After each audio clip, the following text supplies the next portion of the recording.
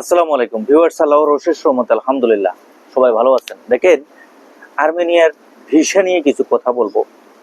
অনেকে প্রশ্ন করতেছেন যে ভাই, আর্মেনিয়া দেশটি কি আসলে ইউরোপের দেশ কিনা? না ভাই, আর্মেনিয়া দেশটি ইউরোপের দেশ না, তবে ইউরোপের পাশে অবস্থিত। মানে ইউরোপের যে সমস্ত দেশ রয়েছে, যেমন ধরেন তুর্কি আছে বা আরো অন্যান্য ইউরোপের স্পেন আছে বা জর্জিয়া, যে ইউরোপের আশপাশে যে সমস্ত দেশ আছে ওই সমস্ত দেশের বর্ডারের পাশে, কিন্তু বিশেষ করে তুর্কির বর্ডারের সাথে কিন্তু আর্মেনিয়া দেশটি অবস্থিত।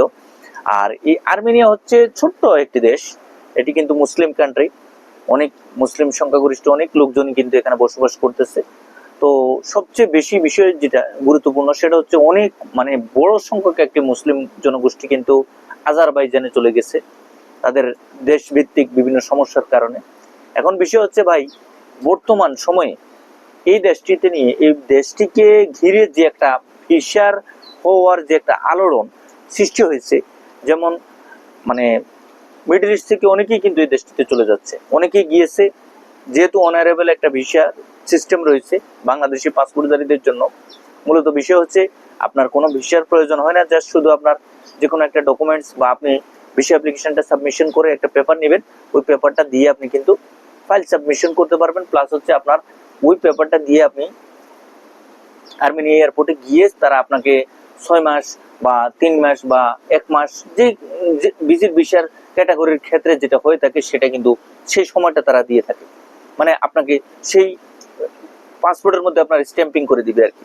তো মূল যে বিষয়টা সেটা হচ্ছে ভাই, আমরা যারাই এই দেশটির জন্য যেতে চাচ্ছি, আসলে এই দেশটিতে গেলে আপনি কতটুকু সফল হবেন বা আপনার আদৌ কি সফলতার কোনো ধারাবাহিকতা আছে কিনা।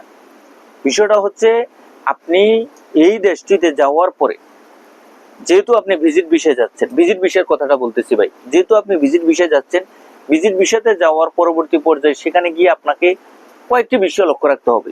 তার মধ্যে উল্লেখযোগ্য হচ্ছে আপনি সেখানে কোথায় থাকবেন। ভিজিট ভিসাতে আমরা অনেকেই কিন্তু হোটেল বুকিং দিয়ে থাকি, কিন্তু হোটেলের যে খরচ সেই অনুসারে কিন্তু আমরা সেখানে গিয়ে থাকাটা মাসের পর মাস, বছরকে বছর, সেটা আমরা থাকা সম্ভব না। সুতরাং আপনাকে একটি বিষয় সেটা হচ্ছে যে আপনার থাকার ব্যবস্থা, আপনি কোথায় থাকবেন এই বিষয়টা আপনাকে নিশ্চিত করতে হবে। 2 নম্বর যে বিষয়টা সেটা হচ্ছে আপনার কাজের ব্যবস্থা। আপনি সেখানে গেলেই যে আপনি অবৈধ হয়ে যাবেন এবং এক পর্যায়ে কিন্তু আপনি যদি কোনো কাগজপত্র না করতে পারেন, সেখান থেকে আবার আপনি ফেরত আসাটাও কিন্তু একটা মুশকিল। সো আপনাকে কাজের ব্যবস্থাটা ঠিক রাখতে হবে। এবং 2 নম্বর কথা হচ্ছে, আপনি সেখানে গিয়ে কোনো বিপদগ্রস্ত যেন না হন সে হিসাবে আপনাকে একটা হুঁশিয়ারি পদক্ষেপ নিতে হবে। এই বিষয়গুলো আপনাকে বাস্তবিক করতে যারাই এই ভিডিওটা দেখবেন এবং এই ভিডিওটা দেখার পরে আপনি আর্মেনিয়া যারা যেতে চাচ্ছেন তাদেরকে উদ্দেশ্য করে বলবো, ভাই এই দেশটিতে যাওয়ার আগে আপনি এই বিষয়গুলো লক্ষ্য রেখে, এই বিষয়গুলোর প্রতি খেয়াল রেখে আপনি আবেদন করেন, বা আপনি যেভাবে যেতে যাচ্ছেন আপনি যান, কোনো সমস্যা নাই।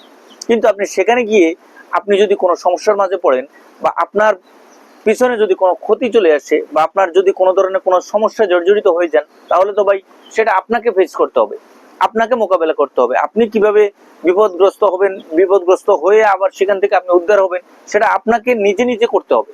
সুতরাং পূর্ববর্তী পর্যায়ে আপনি জমা দেওয়ার আগ মুহূর্তে আপনার এই সমস্ত বিষয় সম্পর্কে যদি ভালো একটি অভিজ্ঞতা ধারণা থাকে, তাহলে এক পর্যায়ে আপনি সেখানে গিয়েও আপনি যে সমস্যাগুলো আপনি ফেস করবেন এগুলো আগে থেকে আপনি প্রস্তুতি নিয়ে আসতেছেন বা আপনি চলে এসেছেন, আপনি দেখবেন সেখানে গিয়ে আপনার তেমন কোনো ঝামেলার সৃষ্টি হচ্ছে না। মূল বিষয় হচ্ছে এটা। আমরা অনেকেই বিশেষ করে আর্মেনিয়া দেশটিতে যাওয়ার মূল যে কারণটা সেটা হচ্ছে, দেখেন আমরা অনেকেই চাচ্ছি যে আর্মেনিয়া দেশটি থেকে আমরা ইউরোপে চলে যাব, বা ইউরোপে আপনি যাওয়াটা কিন্তু এত সহজ না। আপনি গেলেন আর্মেনিয়াতে, আপনি যাওয়ার পরবর্তী পর্যায়ে আপনি চলে গেলেন আপনার ইউরোপে, এটা চারটিখানি কথা না বা এত সহজ না যেটা মুখে বললেই হয়ে গেল বা আমি যেটা চিন্তা করতেছি সেটাই বা হয়ে যাবে। আপনি সেখানে গেলেন, যাওয়ার পরবর্তী পর্যায়ে আপনি দেখলেন যে আপনার যেই ধারণা চিন্তাধারা সেটা আবার উল্টাও হতে পারে, বা আপনি যাওয়ার জন্য চেষ্টা করতেছেন সেটা আপনার বিপরীত হতে পারে। সুতরাং ভাই, আমরা যারাই যেখান থেকে যে কাজের উদ্দেশ্যে যারাই আমরা যে বিষয় নিয়ে আলোচনা করতেছি বা আমরা চিন্তা ভাবনা করতেছি এই আর্মেনিয়া দেশটির জন্য, দেখেন ইউরোপের ভিসার ক্ষেত্রে যে দেশগুলো এই দেশটির পার্শ্ববর্তী অবস্থিত, তার মধ্যে উল্লেখযোগ্য যে দেশটা সেটা হচ্ছে তুর্কি দেশ। সুতরাং আপনি যদি আর্মেনিয়া থেকে ইউরোপের কোথাও প্রবেশ করতে চান তাহলে আপনাকে তুর্কিতে প্রবেশ করতে হবে। আর তুর্কিতে প্রবেশ করার ক্ষেত্রে তাদের বর্ডার যেই সিস্টেমটা সেটা কিন্তু একবারে যে সহজ খুলে রাখছে, আপনি গেলেন সেখান থেকে আপনি চলে গেলেন অন্য দেশে, তেমনটা কিন্তু না। যেটা ইউরোপের অন্যান্য দেশ সেনজেন ভুক্ত দেশের ক্ষেত্রে যেটা হয়ে থাকে সেটাও কিন্তু না।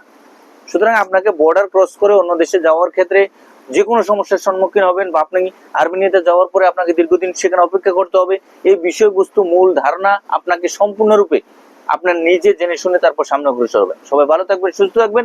আগামীতে নতুন কোনো আপডেট নিয়ে খুব শীঘ্রই আপনাদের সামনে উপস্থিত হবো। আল্লাহ হাফেজ।